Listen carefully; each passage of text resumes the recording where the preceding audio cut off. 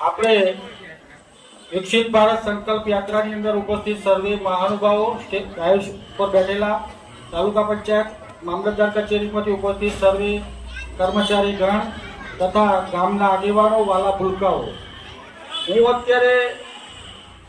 પ્રાકૃતિક ખેતીની વાત કરતો હોઉં તો ખેતી એ આ આખા ભારતનો અને એમાં ખાસ કરીને આપણા ગામનો 90% લોકો ખેતી ઉપર નમતા હોય ત્યારે પ્રાકૃતિક ખેતી શું છે અને એના લાભો શું છે એની આપણે નાટક દ્વારા વાત કરી। પણ અમે પોતે અમારા ખેતરની અંદર જાતે ગાય અને ગાયનું ગૌમૂત્ર, ગાયનું છાણ અને એના થકી જીવામૃત બનાવવું અને જીવામૃત આપણા જોડે દેશી ગાય હોય તો સરકાર આપણને દેશી ગાય નિભાવવા માટે દર મહિને 900